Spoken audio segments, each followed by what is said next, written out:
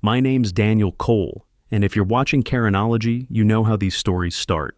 Not with a knock on the door or a polite conversation. No, they start with 3 black SUVs pulling into your driveway at 7 in the morning, engines still running, and a woman with a clipboard stepping out like she owns your life. Unauthorized structure must be demolished immediately. Karen Miller's voice cut through the morning air like a blade. Behind her, 2 guys in polo shirts were already measuring my bridge. My bridge. The one my dad built 8 years ago. The one the county approved. The one that spans the creek leading to the lake where families fish and kids learn to swim. I was holding Dad's old permit in my hands. Crumpled yellow paper, coffee-stained, but legal. He'd been gone a month.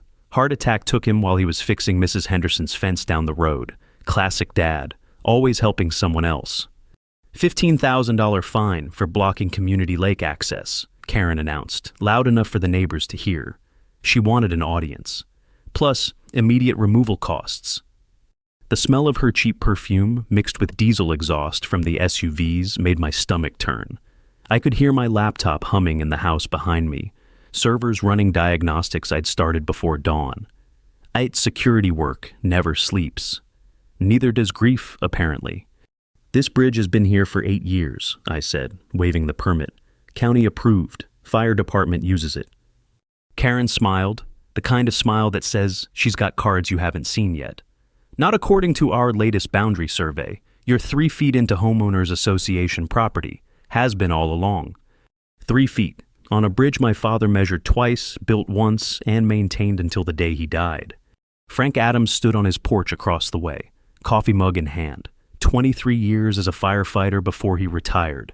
He'd used this bridge more times than I could count. Emergency calls, training runs, community events. He was watching, but he wasn't saying a word. That should have been my first warning. I'll need to see that survey, I said. Karen's smile got wider. Legal review takes 30 days. Bridge comes down today.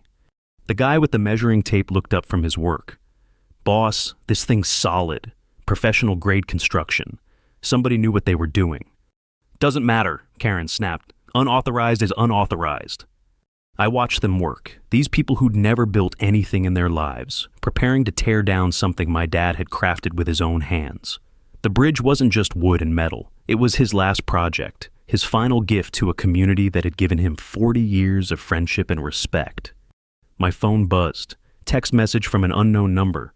Check the county database. Bridge permit renewal failed last month. System error.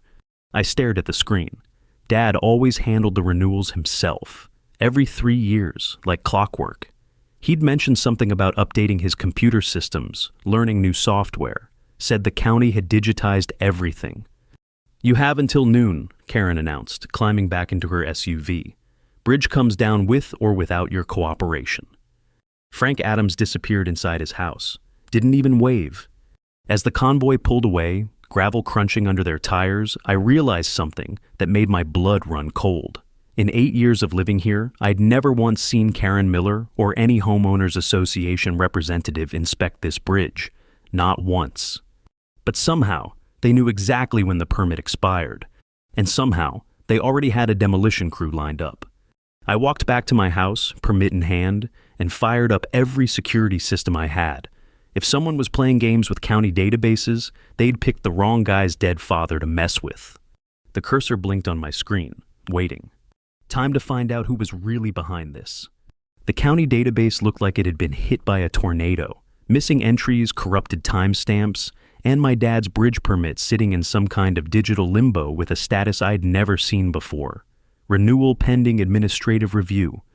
I'd been staring at code for 3 hours, tracing every digital fingerprint I could find. The permit should have auto-renewed in April, same as it had for the past 8 years. Instead, someone had flagged it for manual review 2 days after Dad's funeral. Coincidence? In my line of work, we call that a red flag the size of Texas. My doorbell rang at 11:30. Through the security camera, I could see half the neighborhood standing on my lawn. Karen Miller front and center, naturally, with her clipboard and that smile that made my teeth itch. I opened the door to a wall of angry faces. Daniel, we need to talk. This from Sarah Chen, who lived 3 houses down. I'd helped her kid with a computer project last Christmas. This bridge situation is getting out of hand. The bridge that's been there for 8 years? I kept my voice level. The one your kids used to catch fireflies? That was before we knew it was illegal, Sarah said, not quite meeting my eyes. Karen stepped forward, holding a manila folder thick enough to choke a horse. I've brought the community impact assessment, water rights violations, environmental damage, restricted emergency access. The list goes on. Environmental damage. On a bridge that barely disturbed the creek bed, built to specs that exceeded county requirements. Let me guess, I said. This assessment was completed yesterday? Karen's smile flickered. We've been monitoring the situation for months. Funny thing about monitoring, I said, pulling out my laptop. I monitor things too, network traffic, system access, digital footprints. Want to see something interesting? I turned the screen toward the crowd, pulled up a satellite map showing emergency vehicle routes from the past 5 years. Bright red lines traced paths across my bridge during structure fires, medical emergencies, water rescues. 47 emergency responses, I announced. 47 times this bridge saved someone's life or property because it cut response time in half. Frank Adams stood at the back of the crowd, arms crossed, saying nothing. That's not the point, Karen interjected, but her voice had lost some of its edge.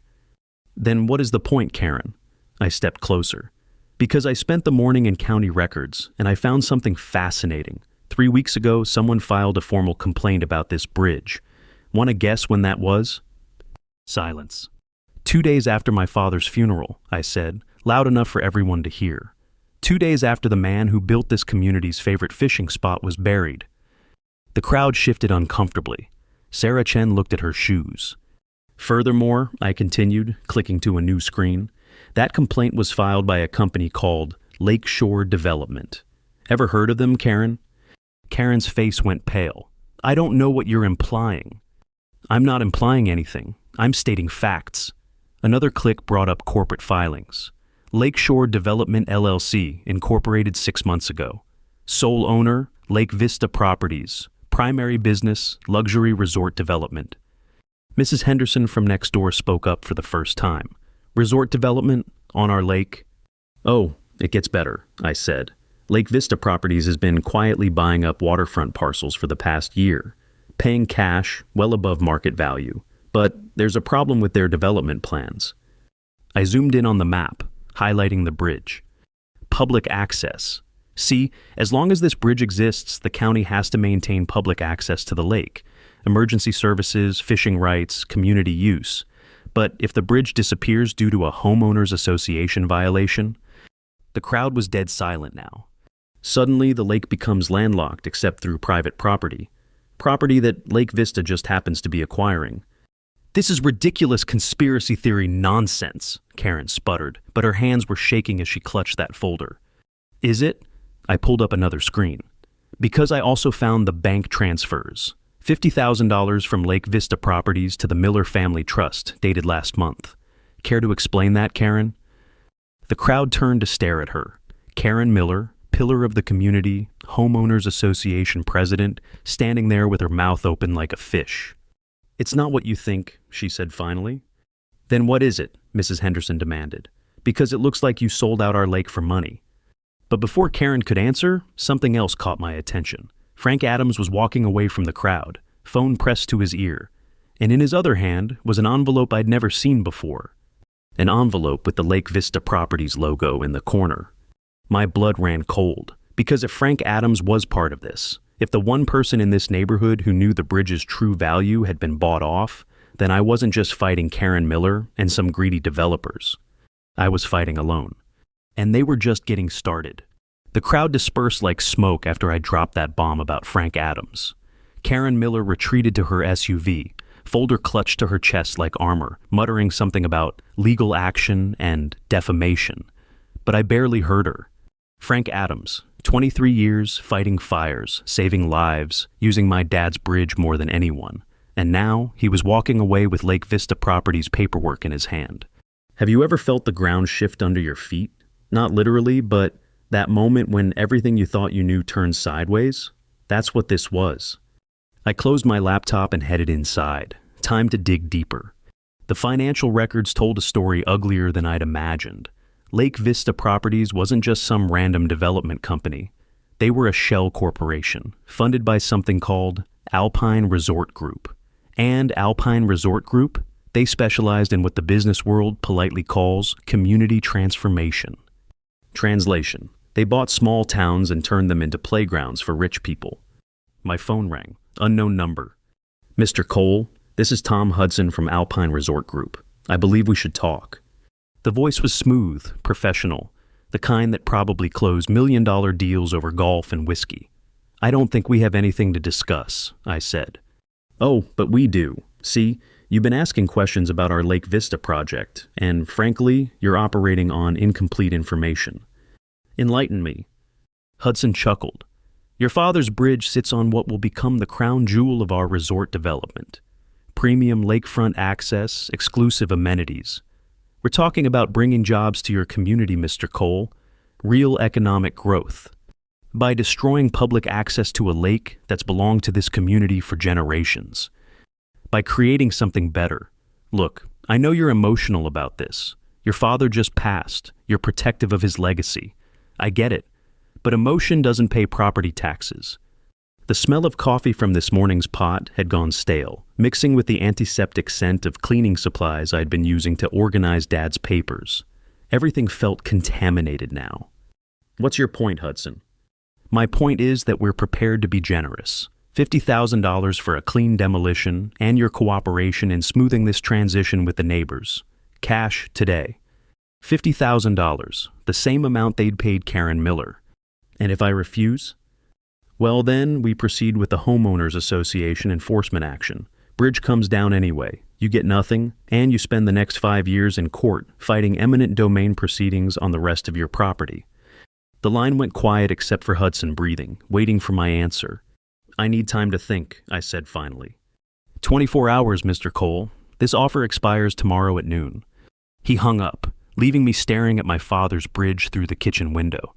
Dad had built that bridge with his own hands, laid every board, driven every nail. He'd taught me to fish from those railings, showed me how to read the water currents, how to spot where the base liked to hide in the shadows. But more than that, he'd built it for the community, for emergency access, for families like the Chens and the Hendersons, for kids who needed a place to feel brave jumping into cool water on summer afternoons. Now some suit in an office somewhere wanted to turn it into exclusive lakefront for people who'd never even heard our town's name. My computer chimed with an incoming email. The sender made my stomach drop. Frank Adams. Daniel, we need to talk. Meet me at Murphy's Bar at 8. Come alone. There are things you don't understand about this situation. Things about your father.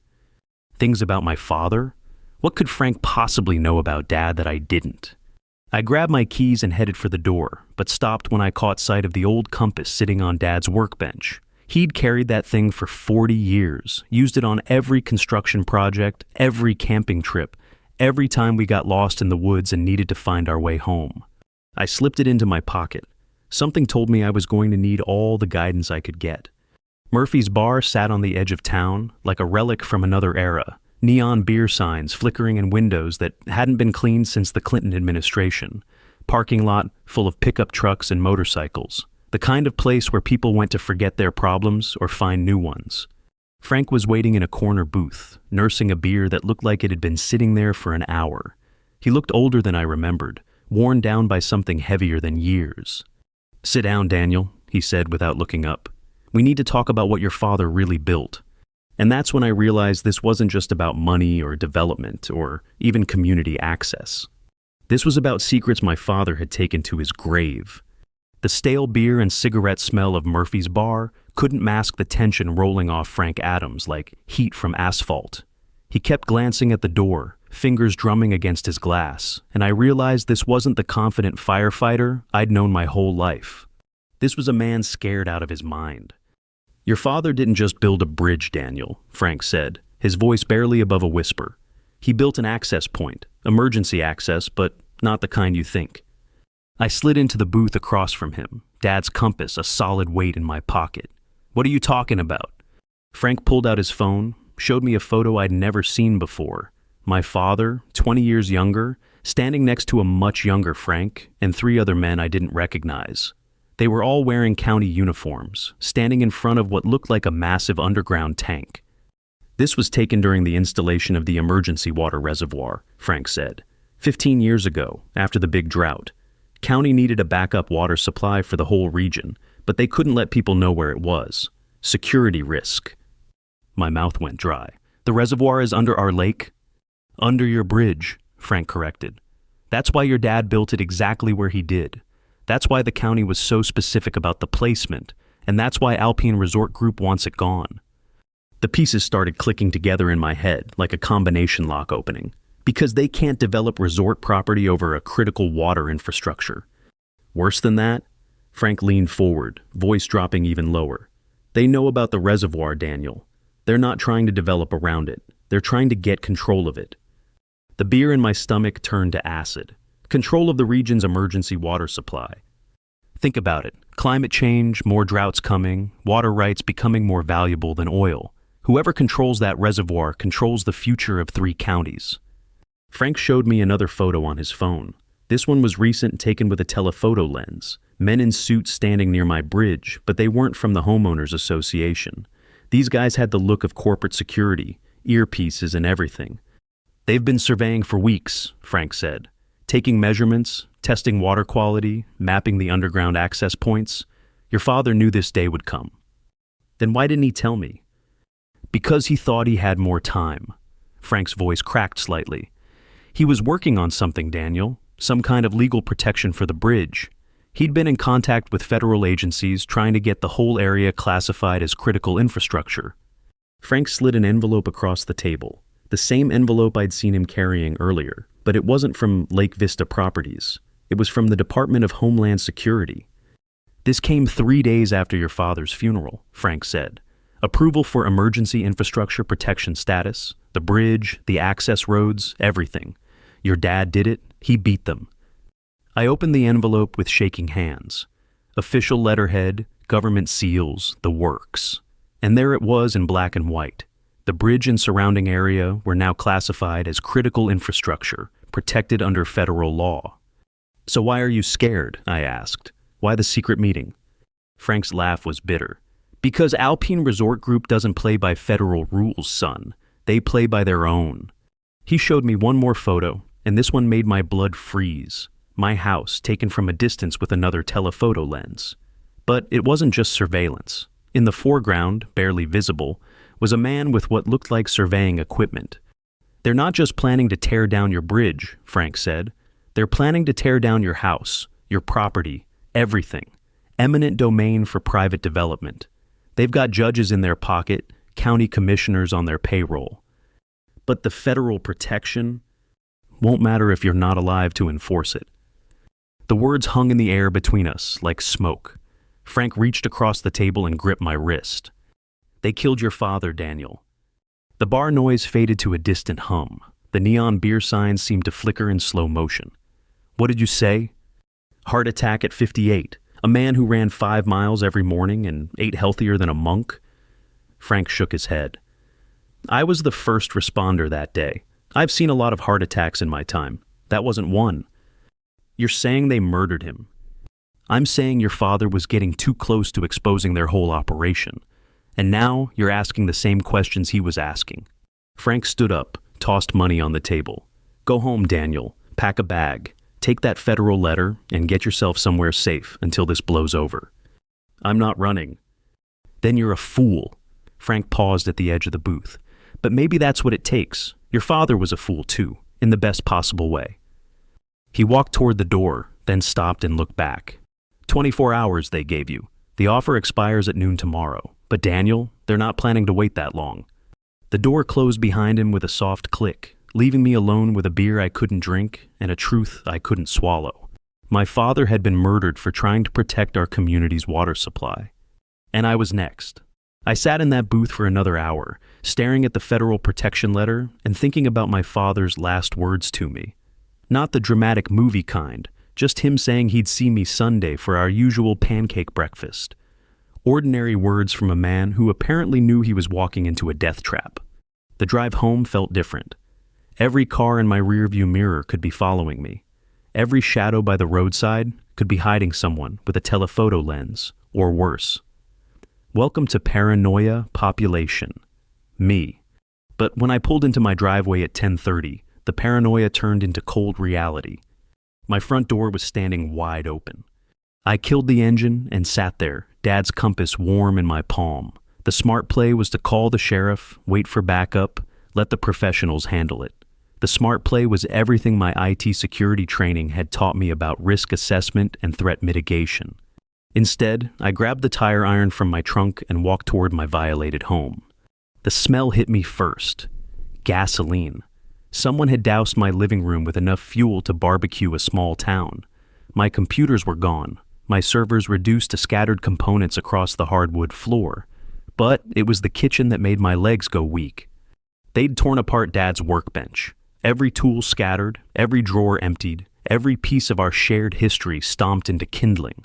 And there, pinned to the wall with a screwdriver, was a note written in block letters. The 24 hours just became 24 minutes. I checked my watch, 10:47 p.m., which meant I had until 11:11 to, what, run, fight, call the FBI and hope they cared more about a dead IT guy than a multi-billion-dollar water rights scheme. My phone buzzed, text from unknown number, basement now. The basement, where Dad kept his real workshop, the one he'd built like a bunker because he said a man needed a place to think without interruption. I'd assumed he meant thinking about woodworking projects and fantasy football. Turns out Dad's definition of thinking was a lot more complicated. I flipped on the basement lights and found myself staring at a war room. Maps covered every wall, not the decorative kind, but serious topographical surveys with hand-drawn markings. Red strings connected photographs of Alpine Resort Group executives to county officials to bank records. And in the center of it all, a table covered with documents I'd never seen before. Water rights, mineral rights, federal land surveys, emergency management protocols. And a laptop I didn't recognize, still running, screen glowing with what looked like a live data feed from the county emergency management system. A voice behind me said, "Took you long enough." I spun around, tire iron raised, and found myself face to face with a woman about my age, Asian American, wearing FBI credentials and an expression that suggested she'd been waiting for this moment for a very long time. "Agent Linda Joe," she said, "I worked with your father." "My father worked with the FBI?" "Your father was the FBI's primary intelligence asset in this region for the past 3 years." She gestured at the war room around us. "Did you think he built all this for a hobby?" My legs found Dad's old chair without permission from my brain. "You're telling me my father was a federal agent?" "I'm telling you, your father was a patriot who realized his community was being targeted by domestic terrorists masquerading as developers." Joe pulled up a chair across from me. "Alpine Resort Group isn't just stealing water rights, Daniel. They're planning to create artificial water scarcity across 3 states, then sell access to the highest bidder." She clicked something on the laptop, bringing up a presentation that looked like it came straight from a Bond villain's conference room. Stage 1. Acquire critical water infrastructure through shell corporations and corrupt local officials. Stage 2. Create controlled drought conditions by manipulating reservoir access. Stage 3. Charge premium rates for water access to municipalities desperate enough to pay anything. The timeline on the screen showed Phase 1 completion in 6 months. Phase 2, beginning next spring. "They're gonna let people die of thirst to make money," I said. "And your father was the only person in position to stop them." Joe's voice softened. "Daniel, I'm sorry. We think his death was our fault. We'd been pressuring him to move faster, gather more evidence. We made him visible to the wrong people." "So what happens now? I pack up and disappear while they turn my community into their personal profit center?" "Actually, we have a different plan." Joe smiled, and for the first time all day, it wasn't the kind of smile that made my skin crawl. "We think it's time Alpine Resort Group met the other member of the Cole family." She turned the laptop toward me, showing a screen I recognized but hadn't expected to see here. My own federal background check, complete with security clearance documentation from my military service and current IT consulting work. "Your father wasn't the only Cole with useful skills," Joe said. "And unlike him, you don't have to pretend to be just a small-town bridge builder." Outside, a car engine started, then another. By the third engine, I realized we weren't alone anymore.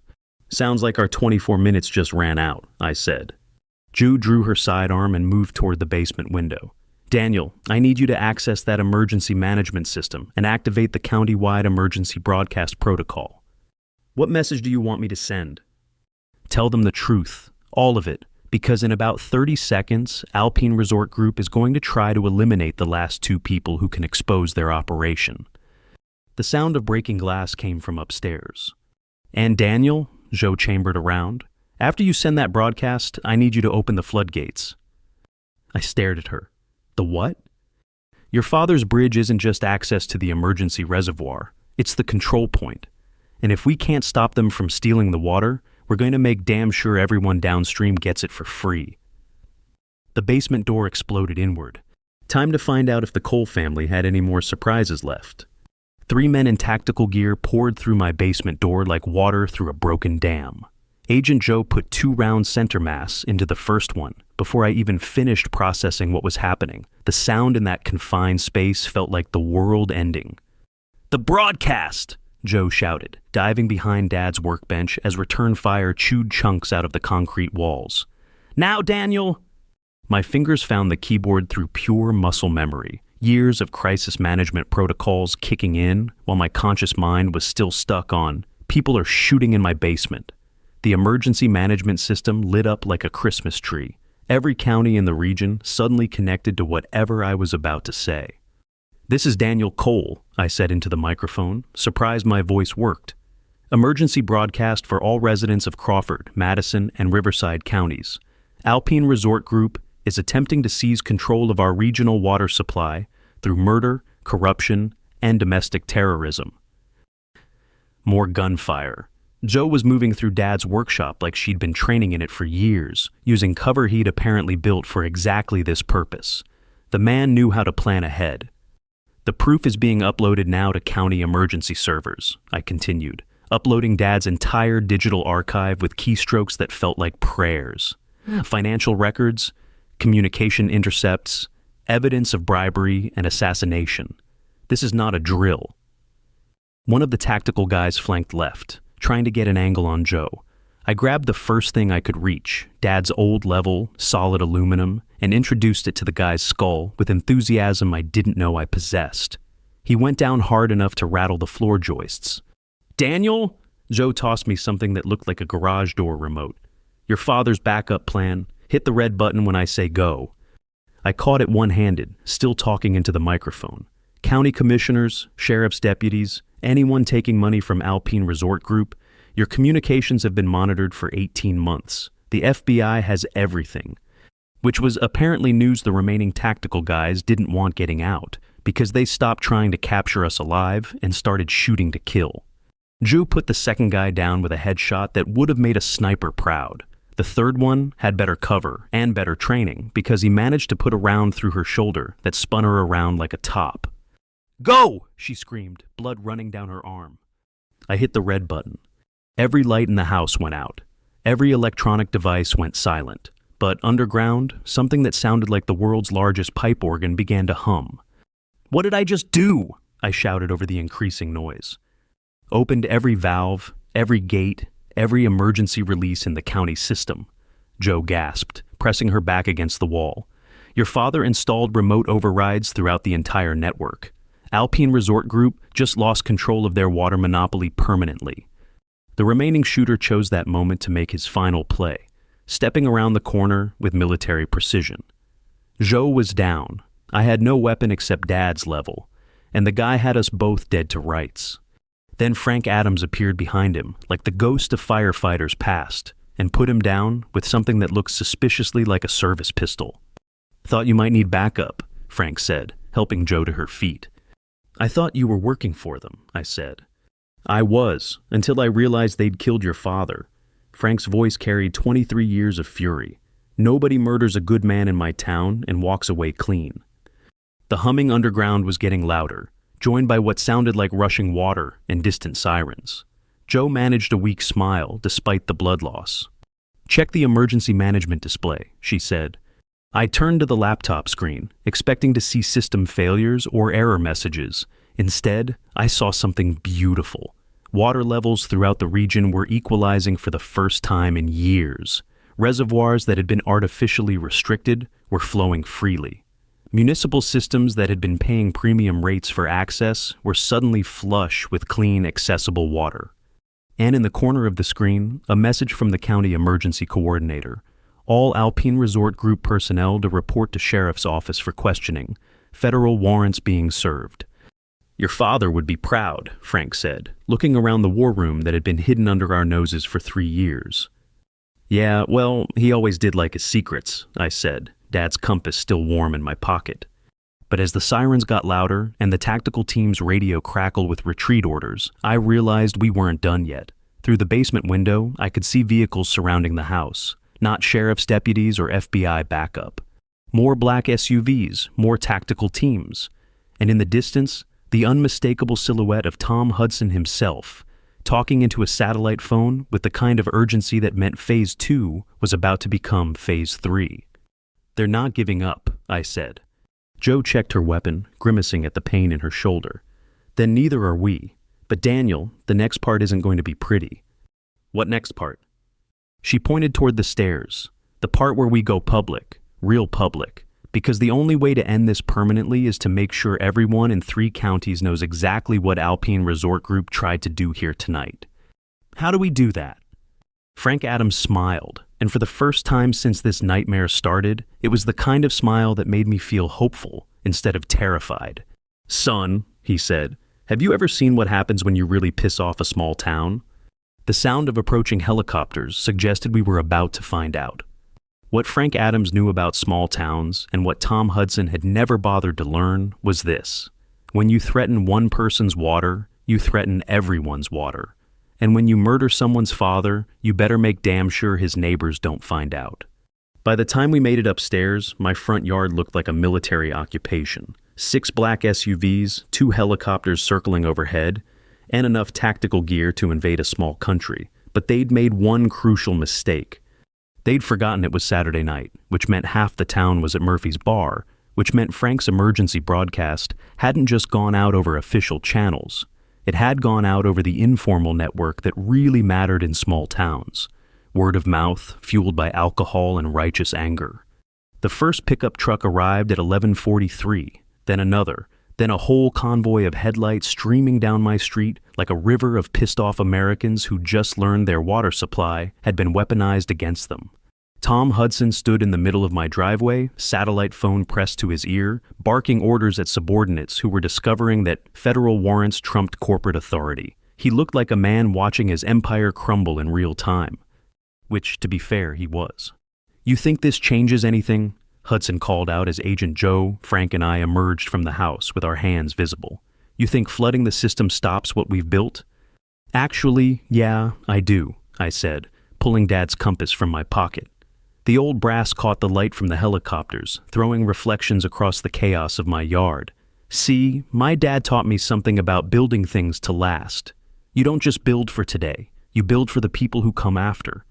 The sound of approaching vehicles was getting louder. Not just pickup trucks now, but everything with wheels and an attitude.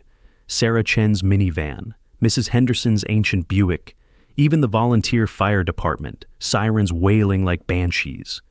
He built that bridge to last, I continued, walking toward Hudson with Jo and Frank flanking me like the world's most unlikely honor guard. He built this whole network to last, and most importantly, he built relationships that last. Hudson's tactical teams were looking nervous now, outnumbered by an angry crowd that was growing by the minute. Corporate security training apparently doesn't cover what to do when an entire community shows up for a fight. You want to know what your mistake was, Hudson? I stopped just out of arm's reach, close enough to see the sweat beading on his forehead. You thought this was about money. You thought this was about water rights and development deals and profit margins. The crowd behind me had grown to maybe 200 people, and more were arriving every minute. Neighbors I'd known my whole life, people who'd fished from Dad's bridge and brought casseroles after his funeral, and understood that some things are worth fighting for. But this was never about money, I said, holding up the compass. This was about community. This was about the idea that some things belong to everyone, and some things are too important to sell. Hudson tried to back away but found his path blocked by his own vehicles. The helicopters were pulling back now, pilots apparently deciding that crowd control wasn't worth their flight pay. "So here's what's going to happen," I announced, loud enough for everyone to hear. "Alpine Resort Group is going to pack up their toys and go home. The county is going to investigate every official who took their money, and this community is going to take control of its own water supply permanently." "You can't do this," Hudson sputtered. "We have contracts, legal obligations, investors." "Had contracts," Agent Joe interrupted, badge visible in the helicopter lights. "Past tense. Federal investigation tends to void agreements made through bribery and murder." Frank Adams stepped forward, and I realized he wasn't just angry anymore. He was something more dangerous. He was a man with a plan. "Mr. Hudson," Frank said, voice carrying the authority of 23 years fighting fires and saving lives, "I'm placing you under citizen's arrest for conspiracy to commit murder, theft of public resources, and being a general pain in the ass to my neighbors." The crowd erupted in cheers that probably shook windows 3 counties over. But the real victory wasn't the arrest or the cheering, or even the sight of Alpine Resort Group's tactical teams laying down their weapons. The real victory was what happened next. Sarah Chen, who doubted me just 12 hours ago, stepped forward with a petition she'd apparently been passing around Murphy's bar. "Daniel, we've been talking, and we want to create a community water authority. Democratic control, transparent operations, no more backroom deals with developers." Mrs. Henderson added, "And we want you to run it. Your father would have wanted that."